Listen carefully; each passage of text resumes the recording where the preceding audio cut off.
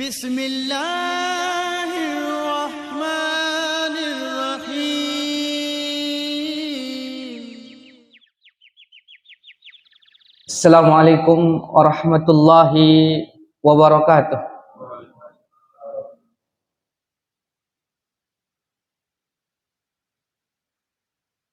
Alhamdulillahi rabbil alamin. Wassalatu wassalamu ala ashrafil anbiya'i wal mursalin wa ala alihi wa sahbihi wa man tabi'ahum bi ihsanin ila yaumiddin. Asyhadu an la ilaha illallah wahdahu la syarika lah wa asyhadu anna Muhammadan abduhu wa rasuluh sallallahu alaihi wa ala alihi wa sahbihi wa man tabi'ahum bi ihsanin ila yaumiddin. Amma ba'du. Masyarul muslimin wal muslimat rahimani wa rahimakumullah. Alhamdulillah, pujian dan sanjungan hanyalah milik Allah.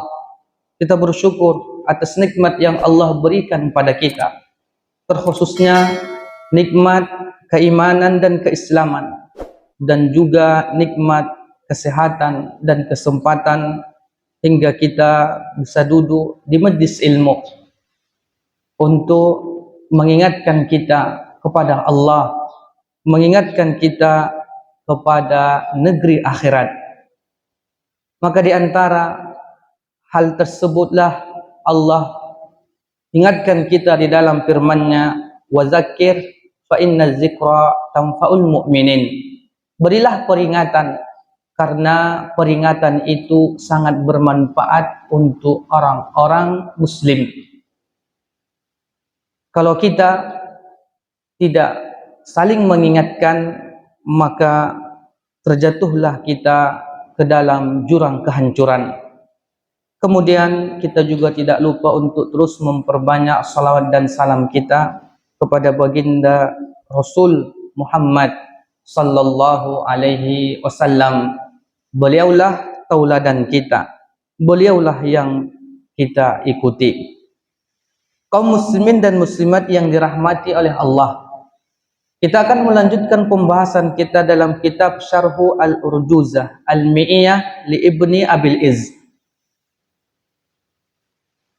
Kemarin kita telah melewati beberapa bait syair, yaitu pada bait yang ke-55.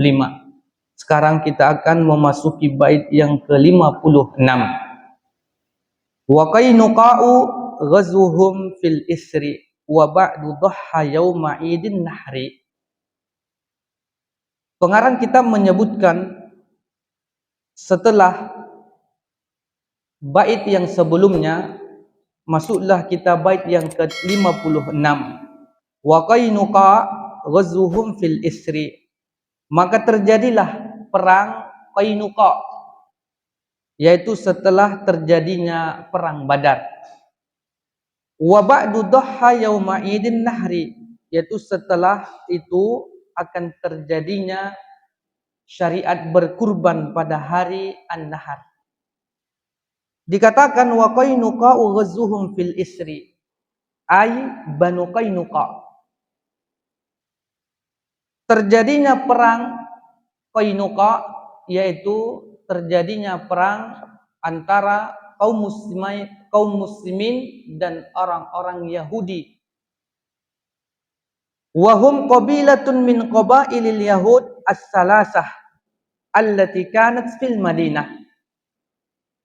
Banu Qainuqa adalah kabilah dari kabilah-kabilah orang-orang Yahudi, yang mereka itu ada 3 golongan, ada 3 suku yang menetap di Madinah.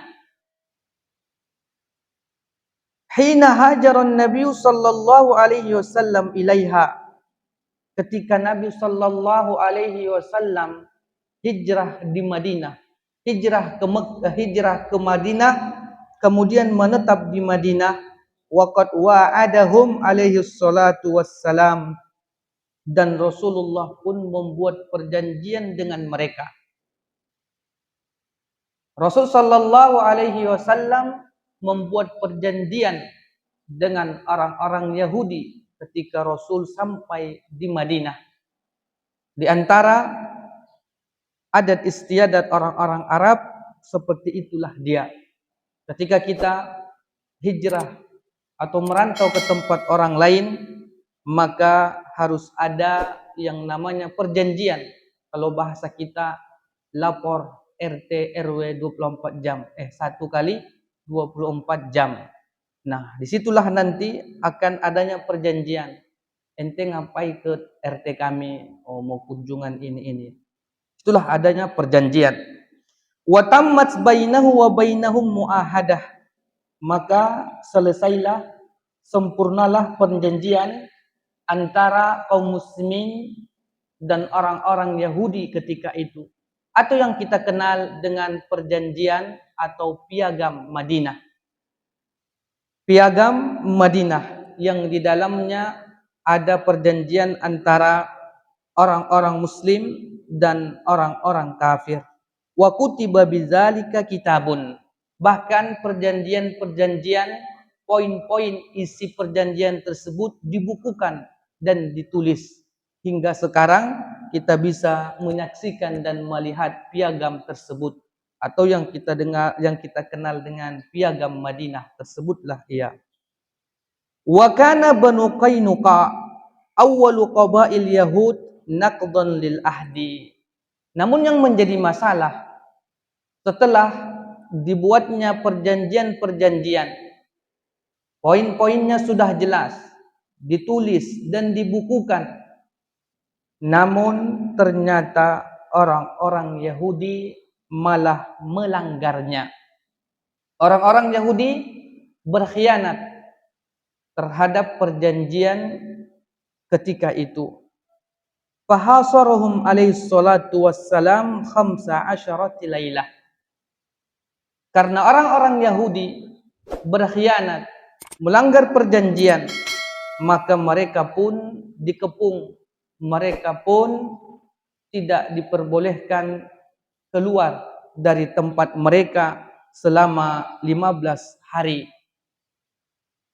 Kemudian ada beberapa riwayat yang mengatakan ternyata terjadinya perang Bani Qainuqa ini ada 2 versi yang telah disebutkan oleh para ulama. Sebahagian besar mengatakan penyebab pertama kenapa Rasulullah sallallahu alaihi wasallam menyerang atau mengepung orang-orang Yahudi, karena pertama penyebabnya adalah ketidaksukaan atau karena kedengkian orang-orang Yahudi terhadap kemenangan kaum muslimin atas orang-orang Quraisy dalam perang Badar. Terjadinya perang Qainuqa setelah terjadinya perang Badar. Kita ketahui kaum muslimin menang, namun ternyata orang-orang Yahudi merasa iri dengki. Kemudian dikatakan suatu ketika Rasul sallallahu alaihi wasallam setelah perang Badar itu datang ke pasar, kemudian menyeru, berdakwah kepada orang-orang Yahudi, hendaklah kalian masuk Islam. Kalau tidak, kalian akan melihat sesuatu yang bisa menyedihkan kalian. Nah, ketika itu orang-orang Yahudi pun merasa sombong. Mereka mengatakan, wahai Muhammad, jangan dulu bangga karena bisa mengalahkan orang-orang kafir Quraisy yang mana mereka tidak memiliki pengalaman perang. Jangan macam-macam dengan kami, orang-orang Yahudi. Itulah yang mereka katakan. Nah, setelah itu terjadilah percekcokan antara kaum muslimin dan orang-orang Yahudi. Namun dikatakan juga ternyata bukan ini penyebab yang utama terjadinya peperangan Qainuqa tersebut. Namun riwayat yang kedua mengatakan ternyata penyebab terjadinya perang Qainuqa adalah karena ada salah seorang Yahudi Madinah mengganggu seorang muslimah ketika berbelanja di pasar.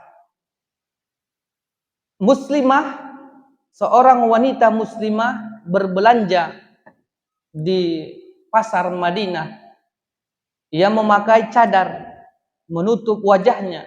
Kemudian datanglah seorang Yahudi yang memperolok-oloknya, bahkan mempermainkan wanita tersebut. Hingga di salah satu riwayat dikatakan seorang Yahudi tersebut mengikat ujung pakaian wanita tersebut. Ketika wanita tersebut berdiri, maka tersingkaplah dari pakaiannya ataupun wajahnya. Inilah yang dilakukan orang Yahudi tersebut. Setelah kejadian itu, wanita muslimah pun berteriak. Ia minta tolong, dan ada salah seorang kaum muslimin yang mendengarnya dan membelanya, kemudian membunuh Yahudi tersebut. Setelah itu, orang-orang Yahudi yang lain juga datang, menghantam dan membunuh kaum muslimin yang membela tadi. Jadi mereka dua-duanya meninggal. Kemudian disinilah terjadi kecamuk, perperangan dimulai antara kaum muslimin dan orang-orang Yahudi.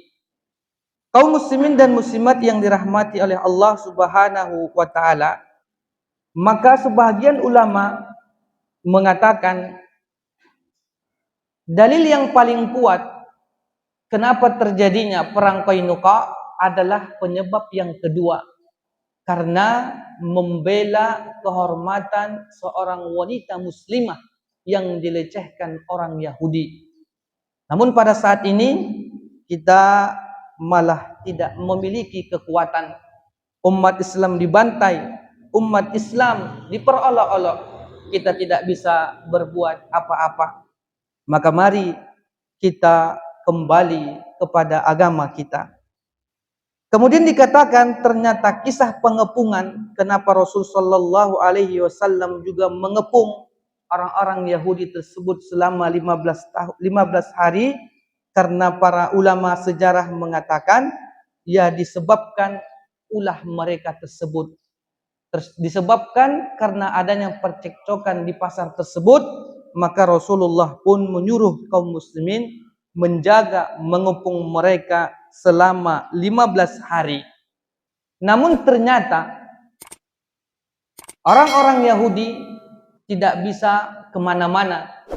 Mereka mengalami kesulitan. Adalah orang Yahudi, namun ia sudah masuk Islam.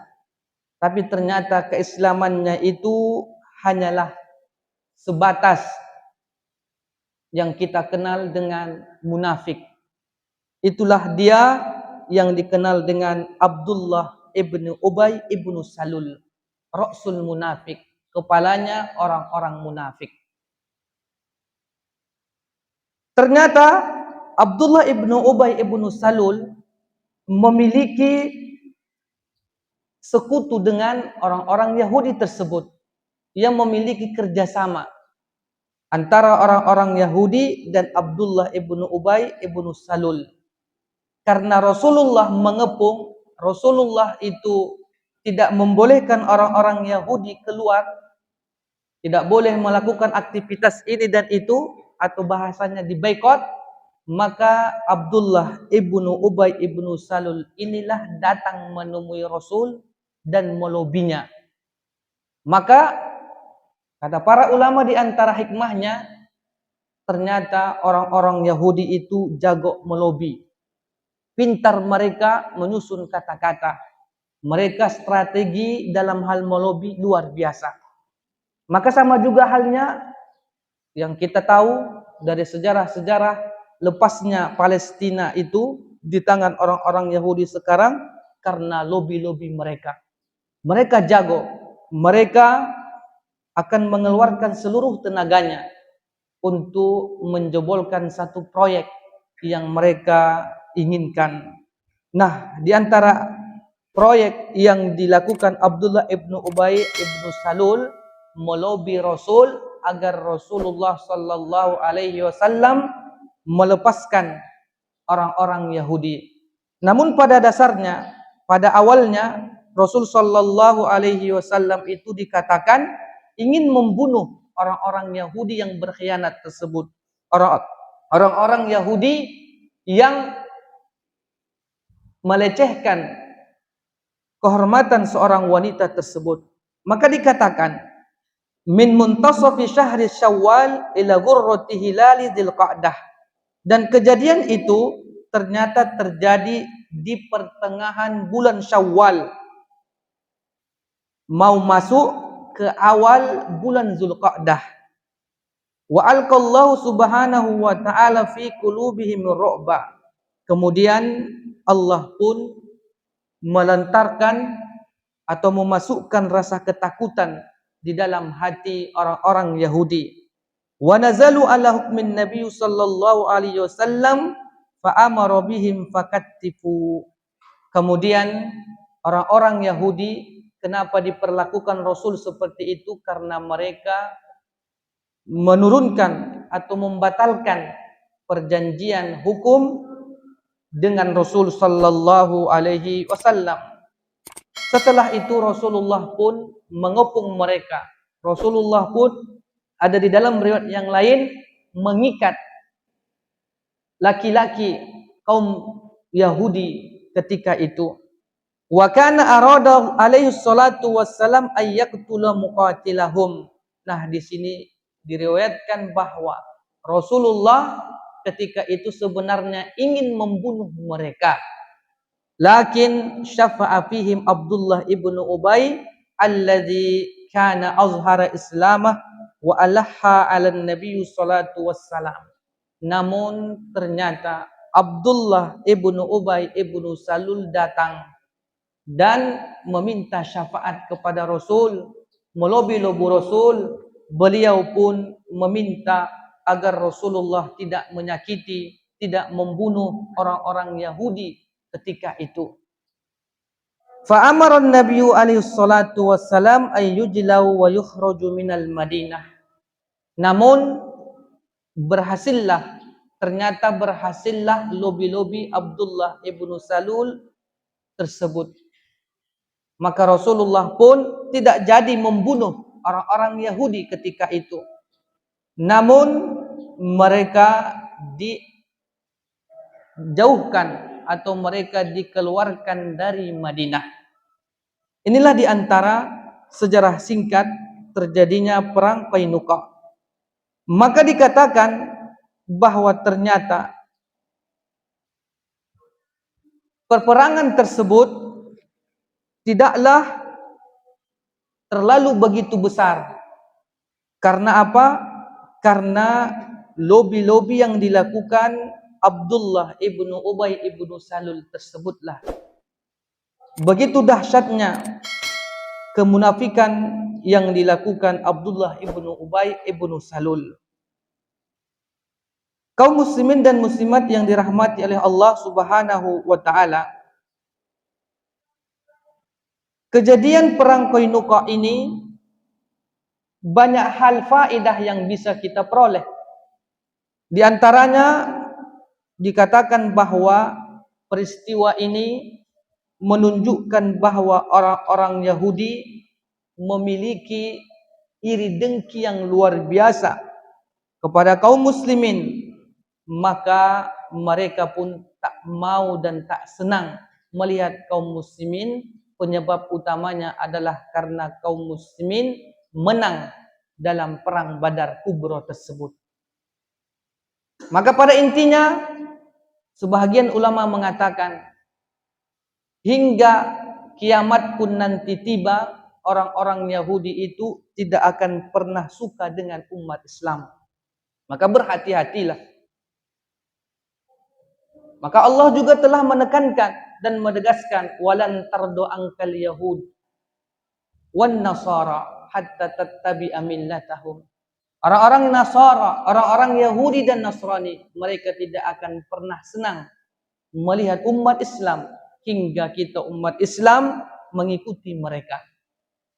Bahkan di dalam riwayat yang lain, Rasul sallallahu alaihi wasallam menggelari, memberikan laqab, memberikan julukan bahwa orang Yahudi itu adalah orang-orang yang suka dengki. Karena di dalam riwayat dikatakan bahwa orang-orang Yahudi itu didoktrin dengan mengatasnamakan kalianlah manusia yang sempurna. Jadi selain orang Yahudi itu budak-budak, enggak jago, enggak hebat. Maka disinilah orang-orang Yahudi itu pintar-pintar. Di dalam riwayat juga dikatakan bahwa kenapa mereka itu pintar dan jago, ya karena pernah makan buah ataupun makan makanan dari surga yang disebutkan, yang diceritakan di dalam ayat-ayat Allah Subhanahu wa taala. Nah, Rasul sallallahu alaihi wasallam pernah suatu ketika mengatakan, "Innal yahuda qaumun hussadun." Sesungguhnya orang-orang Yahudi itu adalah kaum yang iri dengki. Mereka memiliki sifat hasad, dengki. Kemudian kata Rasul, "Wa hasadukum 'ala salasah." Dan orang-orang Yahudi itu dengki kepada kalian dalam 3 hal perkara. Ada tiga hal yang orang-orang Yahudi itu sangat iri dengki kepada kaum muslimin. Kata Rasul yang pertama, afsyus salam. Orang Yahudi itu sangat dengki kepada kaum muslimin karena kaum muslimin memiliki syariat afsyus salam, menebarkan salam. Ketika kita bertemu dengan saudara kita, kita pun akan mengucapkan assalamualaikum. Ini sangat benci orang-orang Yahudi.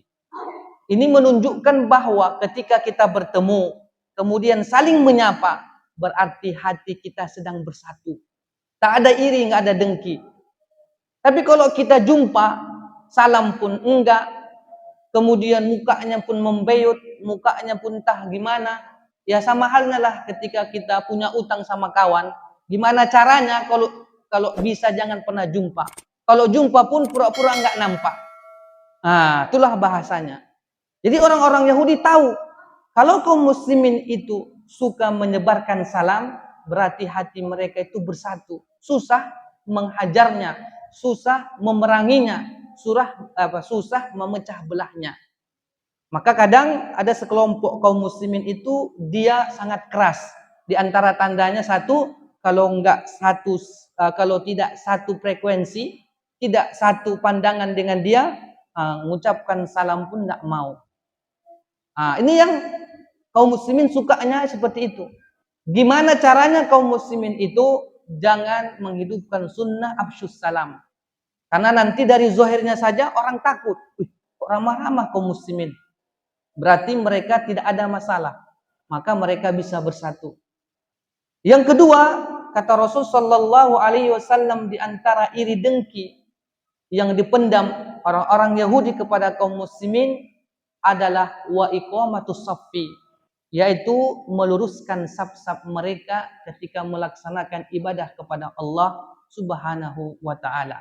Ketika kita sholat berjamaah, maka makmumnya merapatkan safnya. Ketika kita melaksanakan haji dan umrah, kita tawaf di Baitullah, itu dia safnya bagus kelilingnya. Tanpa harus dikomando. Berarti kan menunjukkan secara zahir kaum muslimin itu memang satu hatinya. Robnya satu, Tuhannya satu, nabinya satu, agamanya satu. Bagaimana bisa menghancurkan mereka? Itulah secara zahirnya. Padahal namun kita tak memahami itu. Kita tidak memahami kebersamaan berjamaah tersebut. Maka orang-orang Yahudi selalu memberikan pelajaran-pelajaran kepada kita bagaimana caranya kita itu malas untuk bersatu, atau dalam hal beribadah kita pun malas untuk berjamaah. Ya udahlah, yang penting kita kan tetap sama-sama sholat. Dia di rumahnya, si fulan di rumahnya. Nah, si fulan lagi di masjid. Tidak mau bersatu. Kalau sudah seperti itu, sulitlah kita menyatukan visi misi yang ingin kita gapai. Itulah pandainya mereka orang-orang Yahudi. Kemudian yang terakhir, yang ketiga, kata Rasul sallallahu alaihi wasallam, wa amin. Yaitu kalimat amin ketika kita berdoa kepada Allah, ketika kita mendengarkan imam selesai membaca surah Al-Fatihah, waladdallin, amin. Jadi kalimat amin itu adalah milik kaum muslimin. Ketika berdoa, kita selalu mengatakan amin. Sedangkan orang-orang Yahudi dan Nasrani, mereka tidak memiliki kalimat tersebut.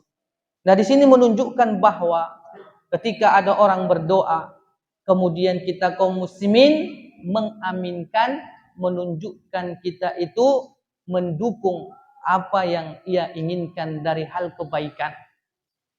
Jadi di sini juga menggambarkan adanya persatuan, hati yang satu, hati yang tidak berpecah belah. Ini yang diinginkan. Namun orang-orang Yahudi dan Nasrani malah memecah belah kita dengan mengenyampingkan apa yang kita miliki. Maka mudah-mudahan kita tetap bersatu dan juga bisa melanjutkan estafet visi misi umat Islam, yaitu menegakkan kalimat la ilaha illallah. Kemudian di antara kisah atau pelajaran dari kisah perang Qainuqa tersebut dikatakan, peristiwa ini dan pembelaan Abdullah ibnu Ubay bin Salul terhadap orang-orang Yahudi serta perannya dalam berbagai fitnah. Jadi untuk menghancurkan kaum muslimin, tebarkan fitnah. Kalau bahasa kita, buat berita-berita hawak. Menebarkan berita-berita menyimpang di tengah-tengah kaum muslimin, ini adalah merupakan dalil kuat yang menunjukkan kemunafikannya. Jadi orang-orang munafik itu akan tampak ketika ia memberikan informasi-informasi, berita-berita yang tidak benar. Berarti adalah di dalam hatinya itu kemunafikan. Meski demikian, Rasulullah sallallahu alaihi wasallam bermuamalah, hidup bersamanya tetap dalam hal baik-baik saja. Maksudnya apa? Apabila kita melihat atau Rasulullah tahu Abdullah ibnu Ubay ibnu Salul ini adalah orang munafik karena Allah yang memberikan wahyu kepadanya. Tapi Rasulullah tidak menyebarkannya.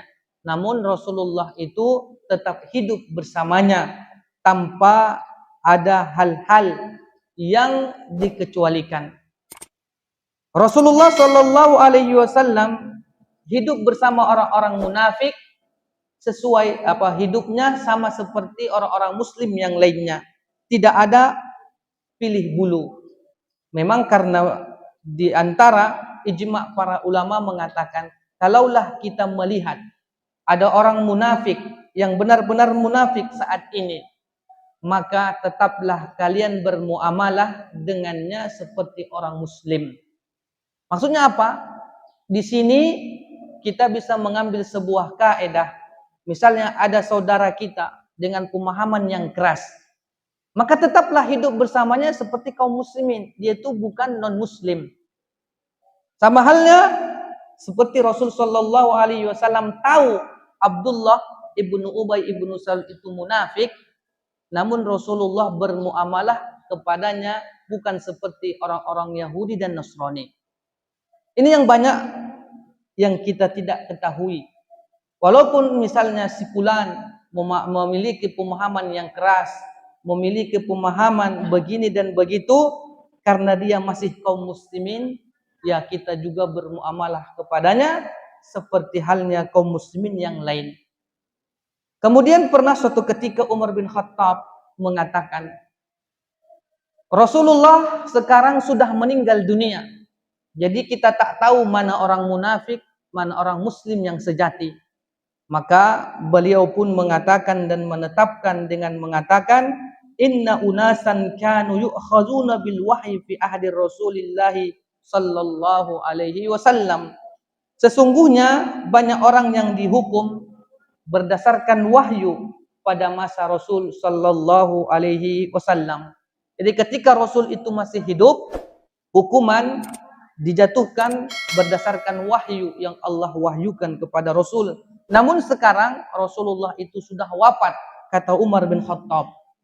Wa innal wahya qad inqata'a wa inna ma na'khudhukumul an bima zahara lana min a'malikum faman azhara lana khairan aminnahu wa qarrabnahu wa laysa ilaina min sariratihi syai'un Allah yuhasibuhu fi sariratihi wa man azhara lana siwa suwa'an lam na'manhu wa lam nusaddiqhu wa in qala inna sariyatahu hasanah.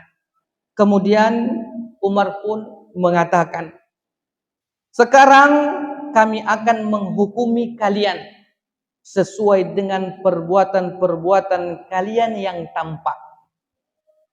Karena Rasul sudah meninggal dunia, wahyu sudah terputus, maka kami, kata Umar bin Khattab, memberikan sanksi, memberikan hukuman sesuai dengan hal-hal yang kami tampak.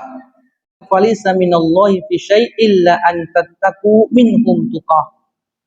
Janganlah orang-orang mukmin itu mengambil orang-orang kafir menjadi wali atau menjadi teman akrab mereka dengan meninggalkan orang-orang mukmin. Barang siapa berbuat demikian, niscaya lepaslah ia dari pertolongan Allah. Kecuali karena siasat memelihara diri dari sesuatu yang ditakuti dari mereka. Jadi ketika kita akrab dengan orang-orang non-muslim, maka pertolongan Allah itu jauh dari kita. Kita akan tetap berada di bawah kungkungan ikatan mereka. Maka kita memohon kepada Allah Subhanahu wa taala agar membantu kita menjadi umat Islam yang benar-benar bisa menjalankan agama Allah Subhanahu wa taala. Kaum muslimin dan muslimat yang dirahmati oleh Allah Subhanahu wa taala. Inti dari peperangan Qainuqa ini adalah peperangannya tidaklah seperti perang biasanya. Maksudnya perang Badar memang terjadi adanya bunuh-membunuh. Namun perang Qainuqa ini hanyalah sebatas pengepungan, kemudian Rasulullah ingin membunuh mereka tidak jadi karena adanya Abdullah ibnu Ubay ibnu Salul yang meminta syafaat kepada Rasul, maka tak jadi. Namun orang-orang Yahudi ketika itu diusir dari negeri Madinah. Namun kita kenal ini adalah perang Qainuqa. Selanjutnya dikatakan syair, wa ba'du dhuha yaumi idin nahri. Dan setelah itu Rasulullah pun menyembelih pada hari Idul Nahri, yaitu Idul Adha. Ai wa ba'da zalika dhuha fi syahri Dzulhijjah fi yaum Idul Adha al-mubarak min sana as-saniyah lil hijrah. Maka setelah perang Qainuqa tersebut, Rasulullah pun menjalani perintah berkurban pada bulan Dzulhijjah, pada hari Idul Adha yang diberkahi oleh Allah pada tahun kedua.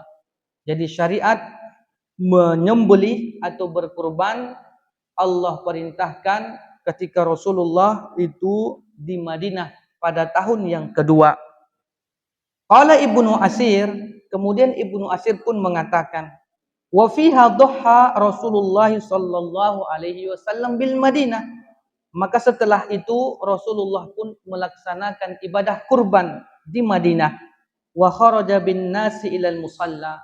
Rasulullah pun keluar bersama Rasulullah melaksanakan salat di musalla. Nah, dari hadis ini Rasul sallallahu alaihi wasallam telah menyebutkan barang siapa yang mampu namun tidak berkurban, maka janganlah ia mendatangi musalla kami. Para ulama mengatakan, apa sih sebenarnya perbedaan antara masjid dan musalla? Maka di antara perbedaannya ada berada pada riwayat yang disampaikan oleh Rasulullah melaksanakan salat Idul Adha adalah di musolla, di tanah lapang.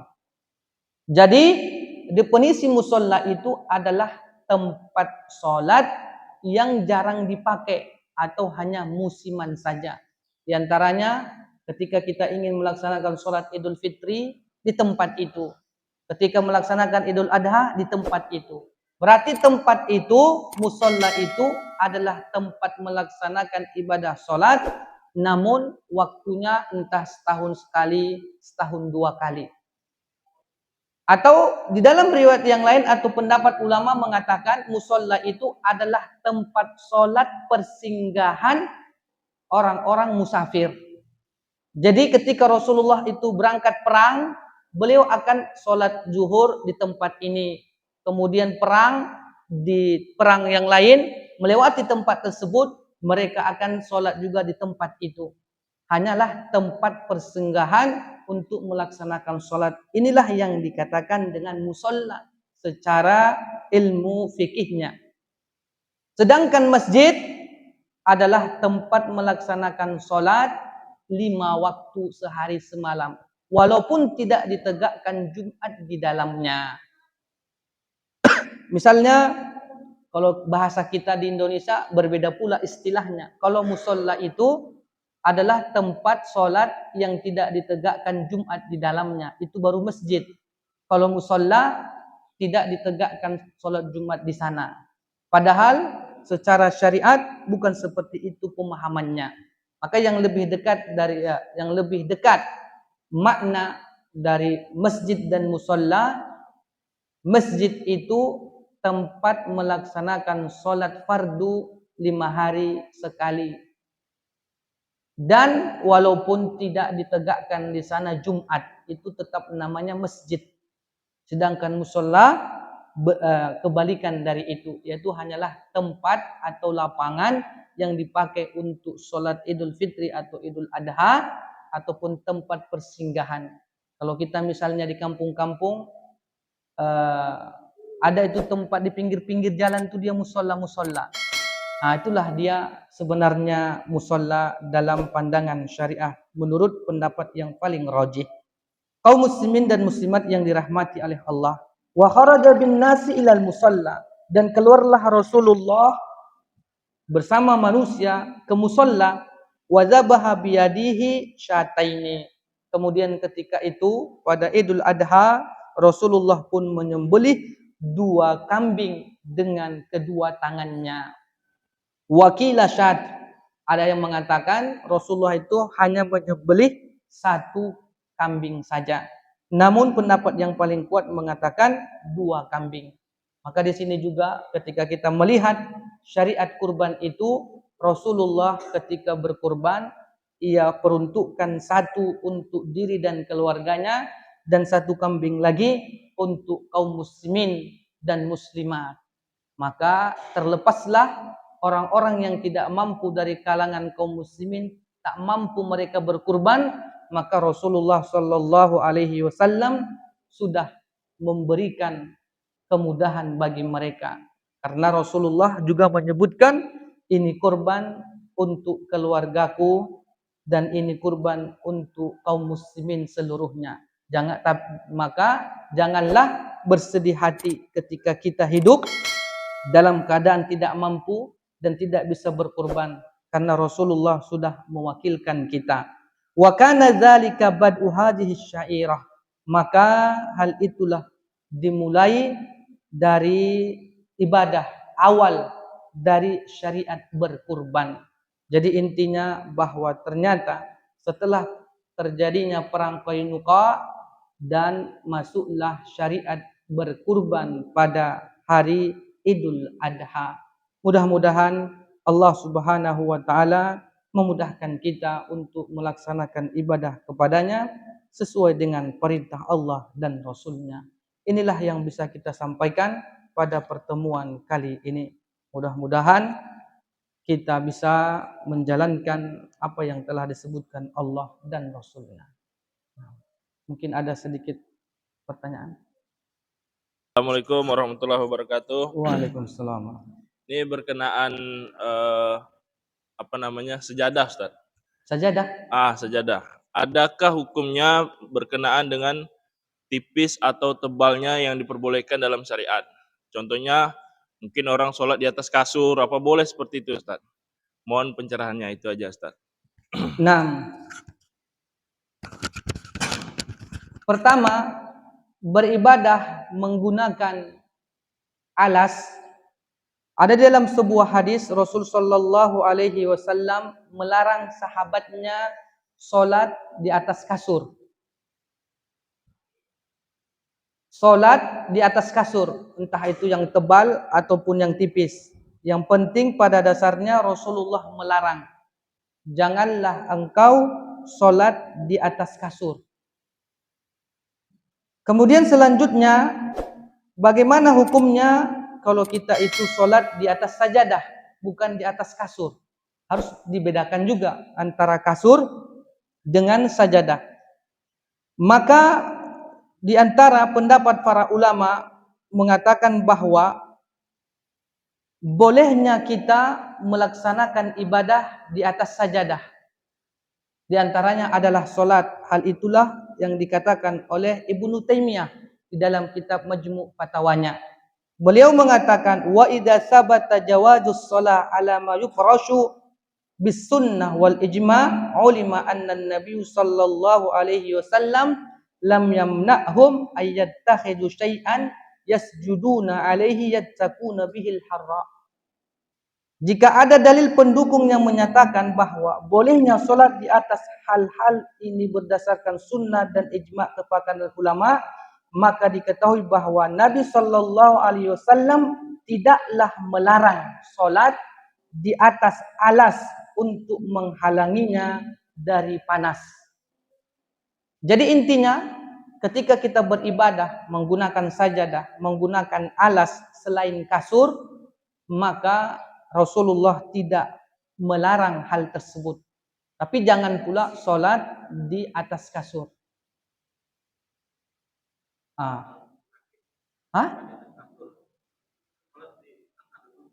Nah, maksudnya itu kan udah ada uzur, itu beda. Maksudnya kaedahnya itu, kaedah hadis Rasul itu, pertama, para ulama mengatakan, kenapa Rasulullah itu melarang seseorang sholat di atas kasur?